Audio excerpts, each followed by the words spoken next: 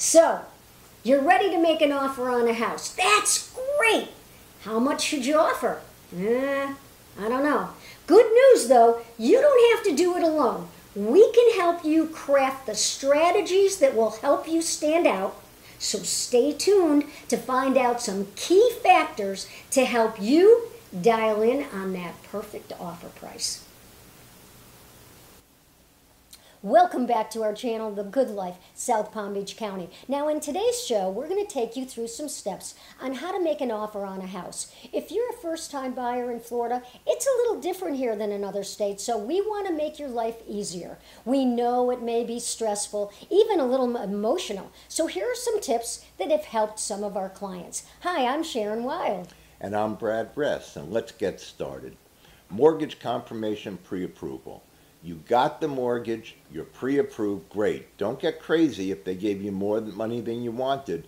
You might need money for negotiations, repairs, upgrades, and other things. That's right. Now, okay, so you found the right home, it fits your budget, you're in the neighborhood you wanted, and the comps are next. So you want to get an idea of what other homes are selling for or recently sold for so that you can make the best offer. Now, this is very important, and your agent can help you with that, right? And when you're ready to make the offer, here are things you need to know. Let's get started. You have to know the amount of money you want to offer on the house. You've already figured that out. Contingencies such as inspections, appraisals, and financing. Items you would like to include in the sale, such as furniture, appliances, window treatments, and other things. How much earnest money you're going to put down. Remember, you have 3 days to put down the money to make the first deposit. Dates are so important. You got to pay attention to all those deadlines. And the date and deadlines to respond to the offer and the closing are extremely important. But remember, in Palm Beach County, seller pays closing costs, and that saves you a lot of money.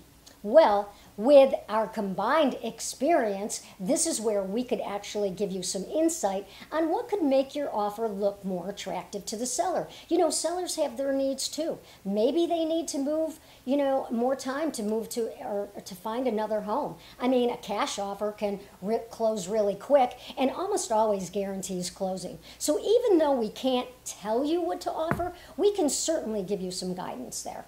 Now, the next thing would be the purchase and sale agreement. You know, your agent is going to draft this for you, so you can either sign or e-sign before they actually submit it. But always, always review the contract with your agent to make sure that it's presented the way you want it.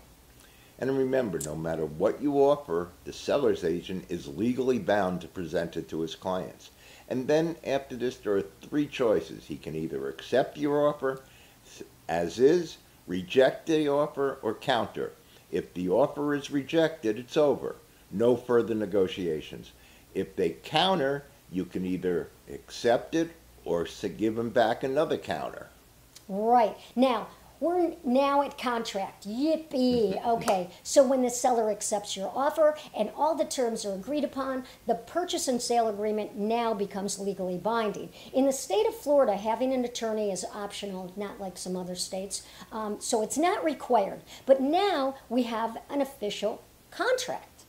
And next, you must have a home inspection. It's important to find a good company, avoid future problems. In Florida, you're not allowed to pick the company, but you can make 3 recommendations, and the final decision is up to you.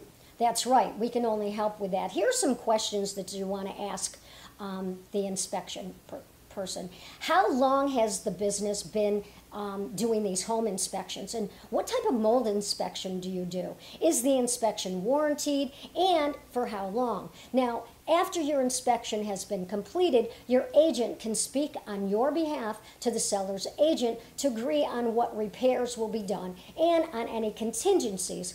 We can't stress enough how imperative it is to put this all in writing. You know, we all forget things sometimes, and sellers are no exception there. It's always better to have the seller pay for your repairs and you fix all repairs, but put it in writing. Now, we're almost done. After the inspection has been approved and both parties agree on the repairs, there's a second deposit that's due, and then it's time to close.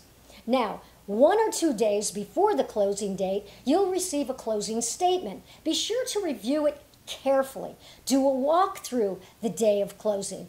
And congratulations, you just made a successful offer and purchased your new home, right? 100%. We're good. Okay, we hope this video has given you some guidance on how to make an offer on a house. If you have any questions or you need further information, put it in the comments below, and maybe you have a suggestion that you could put in the comments below. We'd love to hear from you. But subscribe to our channel, share this video with your friends and family, and stay tuned for the next video.